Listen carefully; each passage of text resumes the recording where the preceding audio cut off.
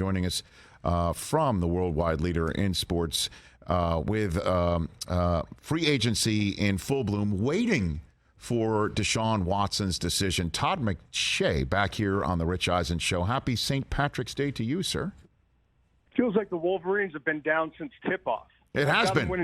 I got them winning 2 games in the bracket. What's going on, man? You got to get your guys in line. Okay, man. I'll get right on that. But here's the thing. I'm laser lock focused on this interview more than any other in the show because it's halftime.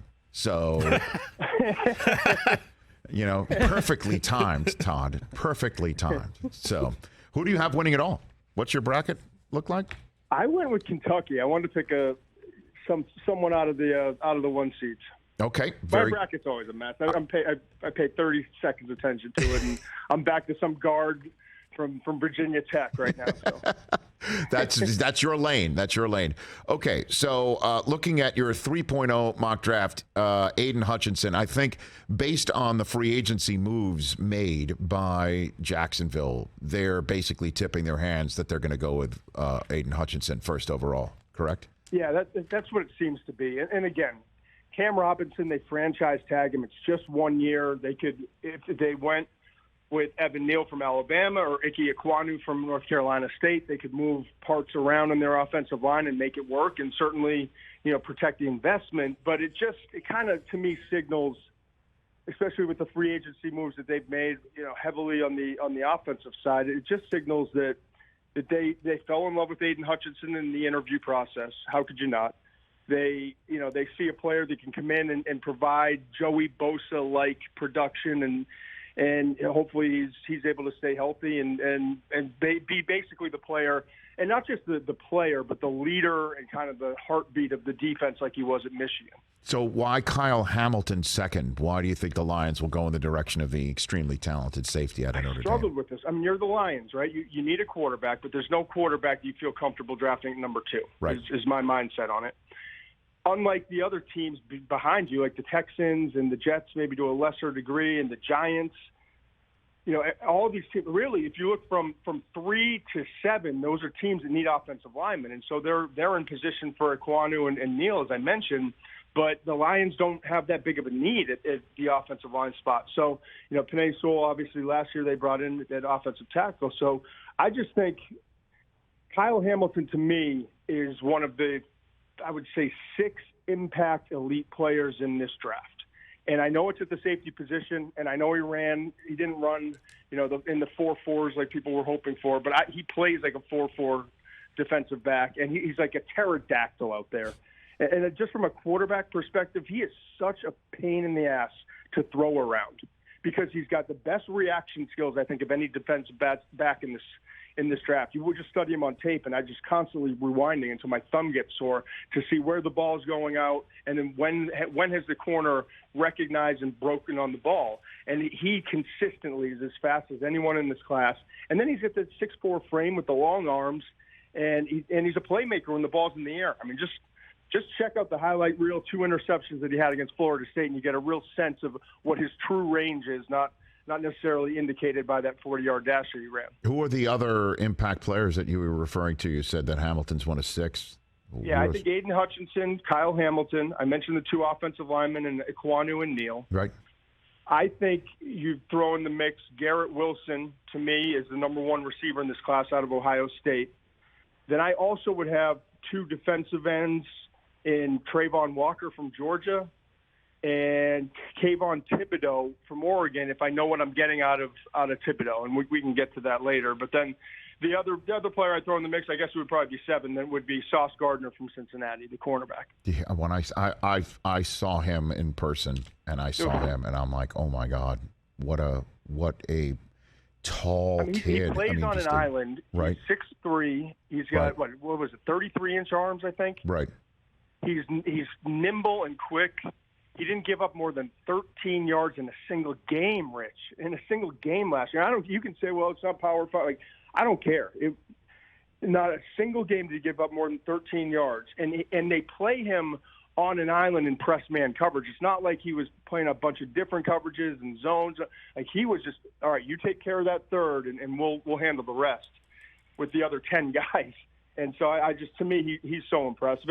And you can make an argument if you're just dropped on this planet today and you're studying Derek Stingley's tape from 2019, his true freshman year with that exceptional team and the highly motivated, Derek Stingley at the time playing for a national championship, and the 6 interceptions that he had again as a true freshman, and you watch that tape and compare it to what you watched this past year, 2021 of Sauce Gardner, I'm cool if you say that you like the 2019 Stingley tape better, because I think it's pretty close to a top up there, both top.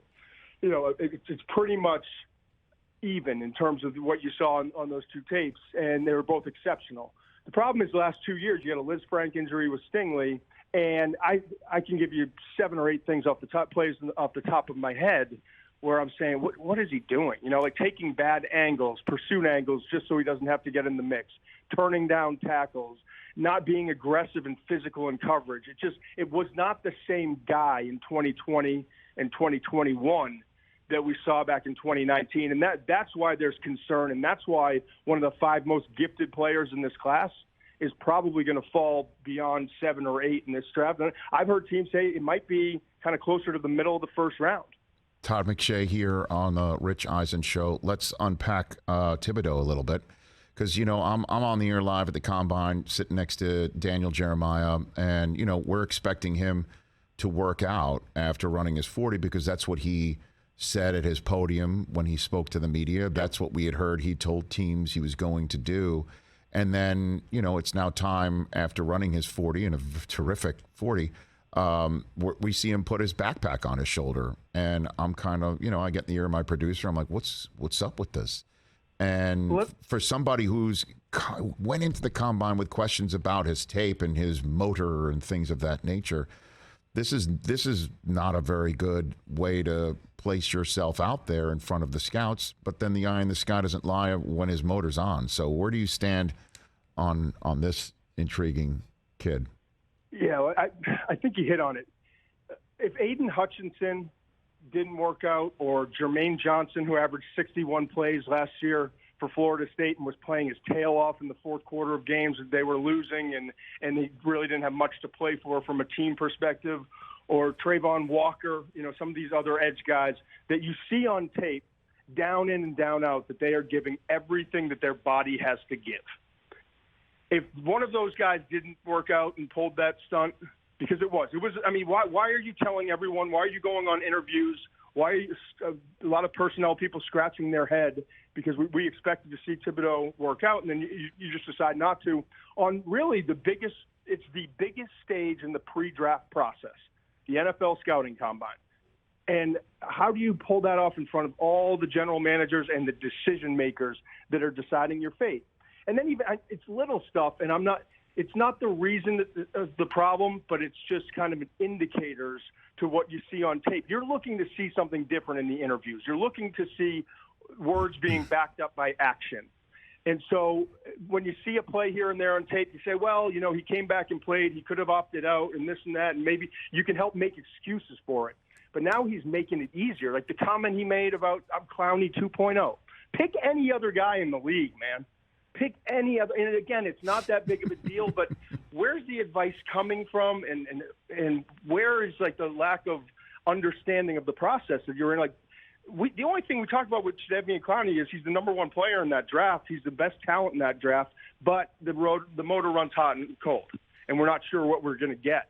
And that's, that was why some teams were just not sure of him. And it's the same exact narrative that you have right now for Thibodeaux. So it's been fascinating to watch. Listen, I pull for all of these guys. Sure. He's a good young man. He really, like, I've talked to people close to him. Like, he's a good guy. I just want him to kind of pull it all together, because when you see the plays that stand out, you're like, my goodness, he's got a chance to be special if he just focuses on what he needs to focus on. Well, I mean, but the way this thing works, Oregon Pro Day, once that thing hits, I'm trying to get the date right now. I know you wouldn't know that off the top of your head, but Oregon Pro Day, once they do that on the 1st of April, there'll be no April Fools. I mean, I'm sure the kid, when he works out there, it's going to be, scouts will be like, holy crap, you've got a 9th on your mock draft board going to Seattle. Would he be higher if that didn't happen at the combine? That's why I'm just trying to suss it all out, despite what you and I are saying. I don't know that. Let's put it this way: it just didn't help him, and it was an opportunity to help himself. If he goes out there, what do you run, a 4? I don't have it in front of me. A 4. He ran the 4.5s. You know, and so like if he takes that 40-yard dash that he had and goes out and does the explosive drills. And just the movement on tape, you see it. Like, he may not be the bendiest guy in the class, or going back and comparing him to elite pass rushers, but he's explosive and he's sharp with his movements, and he's sudden, and he knows how to get through things. He's got such quick feet. So to me, he would have gone out there and put on a show, and we would have been talking about, you know what? That's the player he is. He was playing at Oregon the last couple of years. He had an opportunity to opt out. He didn't. Maybe the game tape was a little bit up and down, but he's dialed back in, and this is the guy that we're going to get. So it's not that he's dropping because of the not working out. It's the concern that you have with him in terms of what you're going to consistently get over the long haul.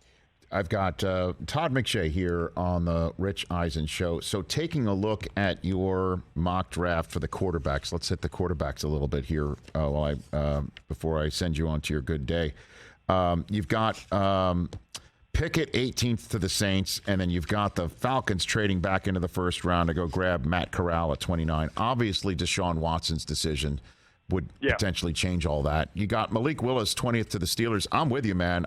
The way I looked at the Trubisky signing is Steelers are going to go get this kid from Liberty if he's still sitting there 20th overall. I mean, that's a fact in my mind. Yeah, and then full disclosure, I did this Trubisky. It was the day after this mock draft came out. Okay. And Trubisky signed, and I wouldn't do it differently. I really wouldn't. If there's now, I don't think they're going to trade up and give away other capital in order to go get a quarterback. But if one falls in their lap, it actually would be a perfect opportunity for Willis, Malik Willis, who's coming out of 2 years at Liberty, strongest arm in the class.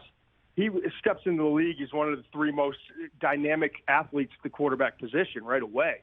But he's not there mentally yet because it's just 2 years starting, like I said, at Liberty after transferring from Auburn. And even his own coach said, Hugh Freeze, and he had nothing but, glowing reviews of him and how great he is as a person, and teammates absolutely love him and want to be around him and will fight with him. And he said he's the most confident, humble athlete I've ever coached.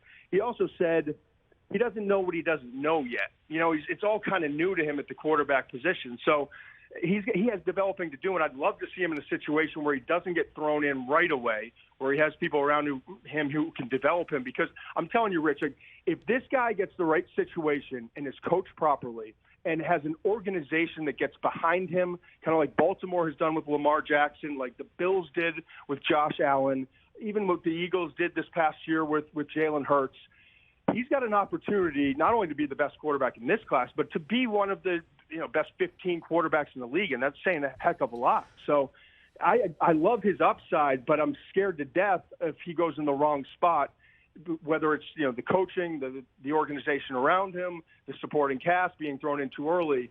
There's a lot of things there that are concerning, but again, his upside is phenomenal. Last one for you. It usually takes, as you hear, the old axiom, 4 or 5 years to evaluate a draft. How do you evaluate Baker Mayfield right now, and what has happened with him, with the Browns? How are you sussing this out? And if the Browns do move on from him, is there someone in the draft? And then the third part of the question is, where would Mayfield look best, do you think? Todd McShay. Obviously, I had Sam Darnold ahead of him. I think it was that year. So, I liked him. I liked him a lot, and he hasn't played to the level. I think his body type and his play style has affected him, and it's almost you look at. I'm not saying that Matt Corral is Baker Mayfield, but it's a little bit of that, like aggressive, moving around, don't have the body. You're hoping that he can hold up, but it's taken a toll on him. And I think some of the high energy, not rah, but just his demeanor when things aren't going well. Grown men don't want to hear from you, and the way you are. And early on, I think people in the organization bought into it and appreciated that about him. It seemed to have kind of taken its course and worn some individuals down inside that organization. So we'll see. But clearly he's not going to be a Cleveland Brown from everything I'm being told moving forward. and who still needs a quarterback? We talked about the Colts is one, the Panthers is another one. New Orleans getting Deshaun Watson? Really seems to have come down to 4 teams, but I'm starting to hear more whispers and kind of indications that New Orleans is the place that Deshaun wants to go. So that's the biggest domino that has to fall in all of this with the quarterbacks. But certainly the Colts is an organization that you would look at, and the Carolina Panthers. Everyone's kind of in this holding pattern, of what does Deshaun do? You got 4 organizations. You throw in the Browns and the Falcons, and what does Deshaun do? And then if it's not Deshaun, Jimmy Garoppolo and Baker Mayfield then become available, and via trade. So this has been one of the most fun, interesting, and crazy, pre-free agency periods and free agency periods, and mostly because of the trades that we've seen and the decisions, obviously, with Tom Brady and Aaron Rodgers to go back to their respective teams. Well, just throwing it out there real quick, is there somebody that would fit the Browns? I mean, if you're saying and you're hearing and it does seem like the writing's on the wall that Mayfield's gone no matter what, and your colleague Schefter and our friend Schefter is reporting out that the Browns have already been told they're out. So, oh, really? Yeah. Uh-huh. What happens when I watch Virginia Tech guards for the afternoon. That's what happens. Yeah. That's what happens. So you're asking me, is that like with the Browns sitting there at 13? Like, could they possibly be players in this draft? I mean, that's around where you expect these quarterbacks to go. Seattle would probably be the earliest, in my opinion, that a team would take a quarterback at number 9. The Browns would be 13, and we know the 2 names. It's Kenny Pickett from Pittsburgh, and I know the handspan thing isn't a big deal. It's not like it doesn't define a player, but if you're playing in Cleveland and rain and winds are affecting a quarterback, and everyone says, well, he played at Pittsburgh. Yeah, but in the second half against North Carolina, he struggled in the rain. On the Wednesday practice at the Senior Bowl, he struggled mightily in the rain, and no quarterback was affected more out of the 6 quarterbacks there. I worry about him in that division and where you have to play. I'd much rather see him like in the NFC South, for example, where you're covered for the vast majority of the season by domes and warm weather stadiums. Todd McShay, look for more of my calls. You're the man. Thanks for taking this one. Appreciate it. You got it, Rich. Always fun. You got it. McShay at McShay13 on Twitter. I follow him. You should too. Hey, you watched all the way to the end. Thanks for that. Watch more right here.